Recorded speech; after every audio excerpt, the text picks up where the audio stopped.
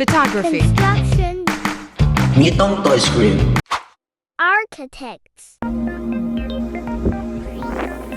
Dream. Reality.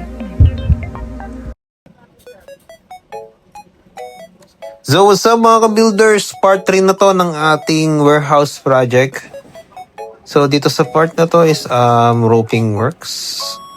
And malapit na tayo sa ating turnover nitong ating warehouse project. So yung scope of works natin dito is itong mga columns and mismong warehouse lang. So yung ating mga wall cladding isa hindi na siya kasama sa ating contract. Dahil si owner na yung gagawa ng kanyang mga walls. And ang plano dito sa warehouse na to is mag-siyang factory ng uling. So hindi siya yung ordinary na uling, yun yung brisk coal na tinatawag. Gawa siya sa coconut husk. And meron siyang sariling machine. So dito sa ating warehouse, malapit na siyang matapos and meron siyang extension. Yung extension naman is si owner na rin yung gumawa.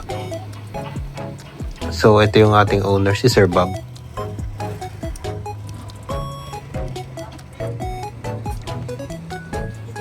So dito meron na naman tayong inspection dahil merong mga additional facilities dito na kailangan nating sukatin and yes built. So dito na turnover na natin itong mismong warehouse. So yung additional works na lang yung kailangan nating gawin. So dito sa ating additional works is magkakaroon tayo ng driveway dito mapunta sa may main road, access papunta sa likod ng ating warehouse. So tayo na yung gagawa nito. And then dito is naggawa tayo ng catch basin para dito sa ating warehouse.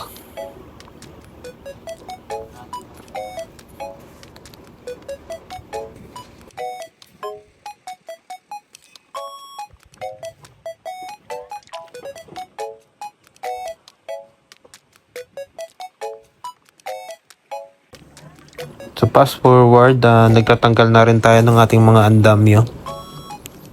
Dahil buo na natin tong mismong warehouse. Yan, so nagliligpit na tayo ng ating mga kagamitan. And dito sa ating extension, magkakaroon pa siya ng roofing niya. So yan na yung ating finished project.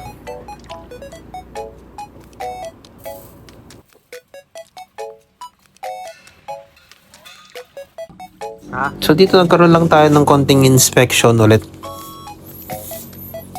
para sa checking ng ating project. And meeting din to kay Sir Bob para dun nga sa may proposed na driveway na gagawin natin.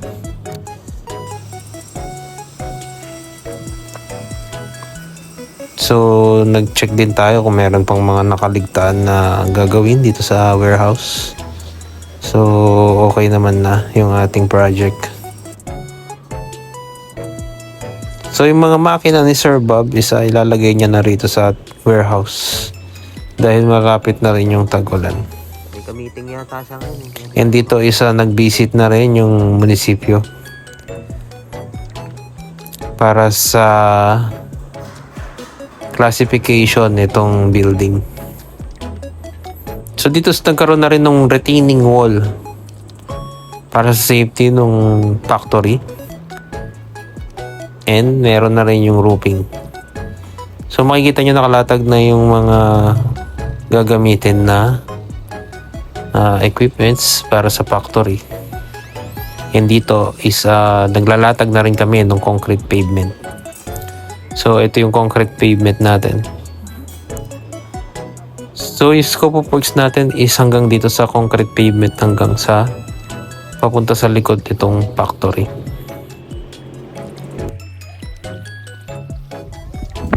So, yan natapos naman natin on time tong concrete pavement and chinek na lang natin yung mga